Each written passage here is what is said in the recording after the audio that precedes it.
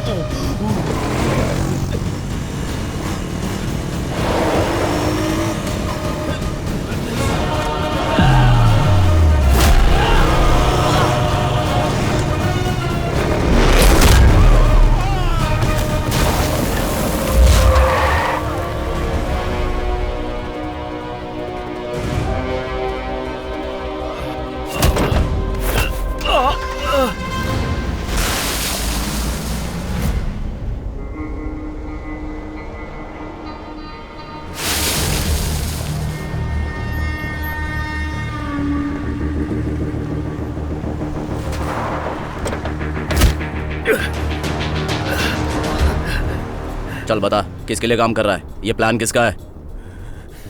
बता नहीं तो मर। नो लाइफ लाइन, बता। अगर मैंने नहीं बताया तो तू मुझे मारेगा, बता दिया तो तू मरेगा। फिलहाल तो तेरा नंबर है। नमस्ते नमस्ते। में आपको देखा ही नहीं। बिजी थी। नमस्ते। नमस्कार। चाय दो इनको। अच्छा वहाँ पर भी देना। नमस्कार। हाँ आती है। कैसे हैं? नमस्ते नमस्ते। वो बस आते ही होंगे। नमस्ते। अरे बैठिए ना। अरे नमस्ते, भैया आप यहाँ इंतजार क्यों कर रहे हैं? भाभी, आज श्रवण के दोस्त की हैसियत से नहीं आया मैं। हमारे डिप्टी सीएम से बिजनेस के बारे में बात करने आया हूँ मैं। बिजनेस हो या पर्सनल, अंदर चल के करिए ना। आइए ना। चलिए। ठीक से बांधो ना पापा। इतना हिलोगे तो कैसे बांधूंगा बेटा? आप डेप्यूटी सीएम हो और यहाँ बेटे की चाकरी कर रहे हो। ये ले बेटा। बुआ, मेरा होमवर्क इन्होंने ढंग से नहीं किया और इनकी वजह से मुझे टीचर से डांट पड़ी, इसीलिए तो मैं पनिशमेंट दे रहा हूँ। सारे बोले। क्या चल रहा है? हाय दीपक। हेलो। बाय बच्चा। बाय पापा। अरे गुड्डू, तुम्हारा बैग। पापा को तुम्हारा सोलर प्रोजेक्ट बहुत अच्छा लगा है, आज ही अप्रूव कर देंगे। श्रवण, बिजनेस में बहुत घाटा हो गया था, शायद अब तक दिवालिया हो चुका होता। दोस्ती के नाते तुमने मेरी मदद की। ये 4000 करोड़ का प्रोजेक्ट मुझे दिलवाकर मुझ पे एहसान किया। थैंक्स, दोस्ती का फर्ज निभाने के लिए। देखो दीपक, मेरे पापा सीएम तो है, लेकिन ना मैंने कभी उनसे फेवर मांगा है, ना कभी उन्होंने फेवर किया है। पहली बार तुम्हारे लिए रूल तोड़ रहा हूँ। क्या मैं नहीं जानता? मार्केट के दिग्गज खिलाड़ी इस प्रोजेक्ट के पीछे लगे हुए थे, पर तुमने मुझे ये प्रोजेक्ट दिलवाया। थैंक यू मेरे भाई। अरे वो सब ठीक है यार, बस पूरी लगन और ईमानदारी से काम करना, आखिर मेरी रेपुटेशन का सवाल है। ओके हाँ। आओ पापा आओ। से मिलते हैं। आओ बेटा, देखो तुम्हारी फाइल साइन कर रहा हूँ। सीएम होने के नाते समझो ये मेरे आखिरी हस्ताक्षर होंगे। अंकल ऐसा क्यों बोल रहे हैं आप? क्यों, तुम्हारे दोस्त ने नहीं बताया? नहीं तो। आने वाले इलेक्शन में अपने बेटे को सीएम कैंडिडेट बना के पॉलिटिक्स से रिटायर होने की सोच रहा हूँ। कब तक हम बुढ़े लोग नौजवानों के रास्ते में रोड़ा बनकर खड़े रहेंगे? यंग ब्लड ही क्रांति ला सकता है। ये लो, सरकार तुम्हें ये प्रोजेक्ट देती है, इसकी सफलता अब तुम्हारे ऊपर है। निराश नहीं करूंगा। दीपक, तुम अपने साथ साथ गुड लक लेकर आए हो। क्यों, ऐसा क्या हुआ? आने वाले इलेक्शन के लिए हमारी पार्टी के साथ सेंट्रल की आईडीएम पार्टी गठबंधन करने को तैयार हो गई है। दोनों के फर्स्ट जॉइंट कॉन्फ्रेंस के लिए नेशनल लीडर इंद्र गुप्ता जी अगले महीने की 10 तारीख को हमारे स्टेट में आ रहे हैं। पापा सच कह रहे हो? हाँ पापा, सिर्फ 12 दिनों का वक्त रह गया है। इसकी तैयारी बड़े पैमाने पर शुरू करनी होगी। आप ये सारा काम मेरे जिम्मे डाल दीजिए, और सुनो, सारा खर्चा मैं ही करूंगा। बहुत बढ़िया, टेंडर के बदले रिश्वत दे रहे हो अरे क्या? बाप रे, ये क्या बोल रहे हो तो तुम? फिर देखो दीपक, बेईमान आदमी तुम्हारा ईमान खरीदने की कोशिश करेगा, कैरेक्टर का कमजोर इंसान ईमान बेचेगा। इनमें से एक घूस लेगा और दूसरा देगा। देखो, तुम इन सब बातों को भूल के अपने प्रोजेक्ट पे फोकस करो। कॉन्फ्रेंस का काम तुम हम पे छोड़ दो, ठीक है?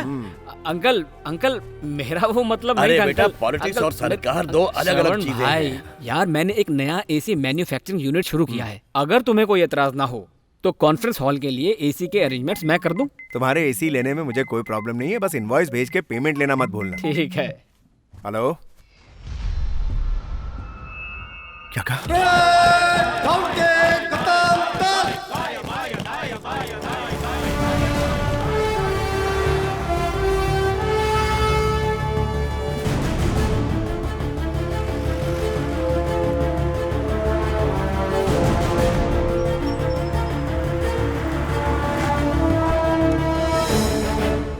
I am lieutenant general M.J. Rahman, आपके सन सुभाष का चीफ। दिस इज दिया। सुभाष ने लीड किए हुए ऑपरेशन में उनकी पार्टनर थी। आइए, सुभाष अंदर ही है। क्या हुआ उसे? 2 दिन पहले बॉर्डर के पास एक टेररिस्ट कैंप को वाइप आउट करने के लिए एक प्लान बनाया था।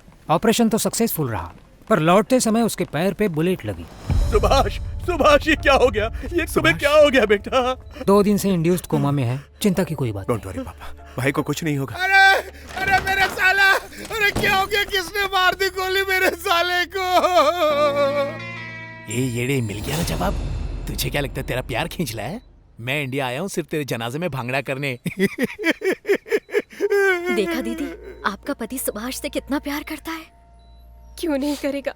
कॉलेज से ही पक्की यारी है इनकी। मेरे साले, जिसने गोली चलाया वो कमीना मिल गया ना? उससे भगवान मानकर उम्र भर उसकी पूजा करूंगा। मेरी लाइफ झंड, तेरी लाइफ घमंड। नहीं दीदी, इससे शादी मत करो, बर्बाद हो जाओगी। सुभाष, आपको छुट्टी नहीं मिली तो यहाँ आकर अब आप बेकार की सलाह मत दीजिए। चुप रहिए। इस कमीने से शादी करने से तो अच्छा है उम्र भर कवारी रहे। 1 नंबर का टफर है। कॉलेज में मेरा सीनियर था, फेल होके जूनियर बन गया था। इतनी अच्छी लड़की को कंवारी रखेगा? इसकी स्माइल पे कत्ल हो जाए। मैं तेरे जैसे बॉर्डर पे जाके ठाई ठाई नहीं करता। एम्बेसी में हूँ, एसी ऑफिस, पॉश घर, पॉश कार। अरे दीदी, उसके चूहे जैसे दांत नहीं दिख रहे आपको? क्यों, गाजर छलवाना है? तेरी बहन ने मेरे दांत नहीं, टैलेंट को देखा है। क्यों? अरे तुम चुप रहो, वो अपनी मर्जी से शादी कर रही। पंडित जी, आप रस्म नहीं शुरू नहीं कीजिए। दीदी, मत बांधने देना, मैं इसको छोड़ूंगा नहीं। दीदी मत करो ऐसा, रुक जाओ। दीदी नहीं, रुक जाओ। दीदी मत बांधने दो इसे। Mission complete. मिशन कंप्लीट नहीं, ओवर। इसकी तो शादी के बाद लोग सुहागरात मनाते हैं और मेरी रात डेंटल हॉस्पिटल में। क्या हो गया बेचारे जीजू को? Excuse me, patient needs rest. जी ओके, चलिए डॉक्टर, सुभाष को आराम करने और सब ठीक इन्हें जरा बाहर ले जाइए। तेरे मुंह पे लगा क्यों ताला? डॉक्टर त्रिपाठी से मिलने जा रहा हूँ, रिपोर्ट्स नहीं लेकर आऊँ।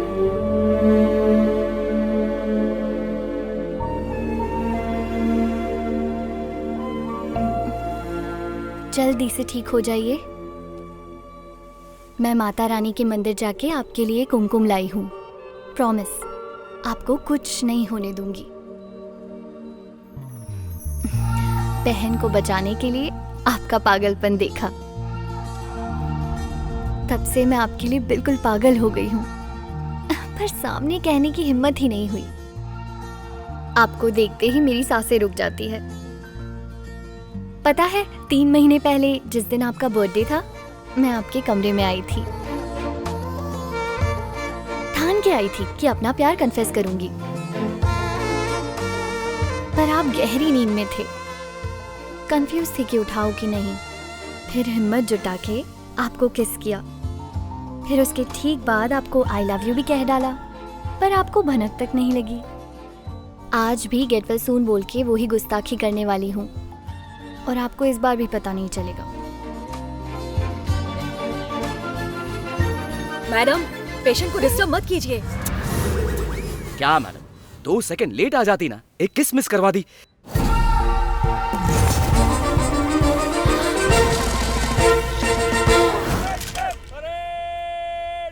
सुभाष की हर जिद मुझे माननी पड़ी। उसने कोई ऑप्शन ही नहीं छोड़ा। I am really sorry. क्या सुभाष, क्या बचपन आई है। पूंछ के टेररिस्ट कैंप में कुछ 45 टेररिस्ट थे। 0 कैजुअलिटीज के साथ उन्हें वाइप आउट किया। उसके लिए मुझे 2 दिन के बाद गैलेंट्री अवार्ड मिलने वाला है, कीर्ति चक्र। जब मैं स्कूल में था तो पापा ने मुझे कभी मेडल लेते हुए देखा नहीं था, इसलिए मुझे ये नाटक करना पड़ा। इसी बहाने फंक्शन अटेंड कर लेंगे और अपनी बिजी लाइफ से 3 दिन का रेस्ट भी ले लेंगे। अच्छी बात है, लेकिन हम सबको हार्ट अटैक दे चुके होते। मेरा ही फायदा हुआ। आप सब मुझे कितना प्यार करते हैं ये मुझे पता चल गया। मैं वहाँ मजाक कर रहा था। तेरी तो तेरी चाचे की कसम। मजाक है यार। हाँ, रजाक वाला।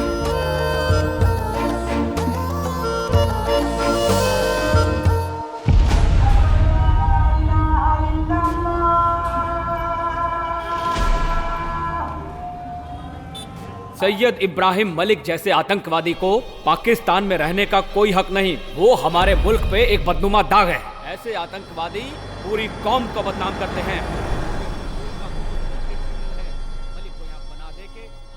भाईजान फरमाइए। मेरे वालिद अंदर हैं। मैं कराची से आया हूँ। क्या मजबूरी है रूलिंग पार्टी की? तो क्या करूं? वो इस पार्टी के मेंबर हैं। बरखुरदार, मीटिंग तो अब खत्म होने आई है, अब तक कहाँ थे आप? अमलदारी के खिलाफ हम इंकलाब करेंगे। तो मेरी आप सब लोगों से गुजारिश है कि ऐसे आतंकवादी को किसी भी तरह की पनाह ना दी जाए। रुको जरा, कौन हो, कहाँ से आए हो तुम?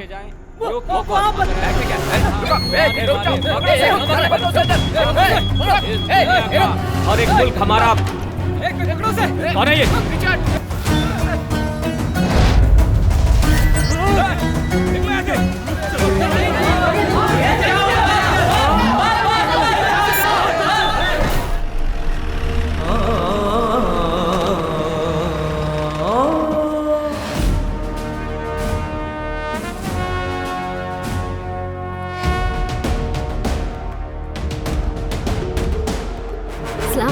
वालेकुम अस्सलाम। मालिक, हमारे मुल्क ने धमाका करने की गुस्ताखी की। तुमको पनाह जरूर दिया है, लेकिन पाकिस्तानी गवर्नमेंट तुमको मनमानी करने की इजाजत नहीं देगी। एक पल के लिए भी अगर तुम्हारी सिक्योरिटी यहाँ से हटाई तो इंडियन गवर्नमेंट तुम्हें ढूंढ के चींटी की तरह मसल देगी।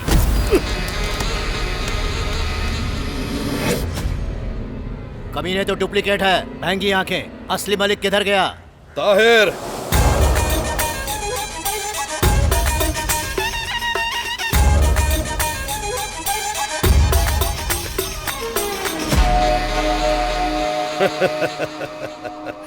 आंखों में सुरमा नहीं लगाते क्या? असली नकली का फर्क नहीं पहचाना? वो सब छोड़ो, अपनी हदें भूल गए तुम। ताहिर ताहिर, कोई मुझे चैलेंज करे या फिर ऊंची आवाज में बात करे तो चिढ़ सी होती है। तुमने अपोजिशन लीडर को मार डाला, हम सबके लिए मुसीबत खड़ी कर दी है। मेरे देश में तुम लोगों ने मुझसे 17 ब्लास्ट करवाए, तो क्या एक बार मैं तुम्हारे मुल्क में नहीं कर सकता?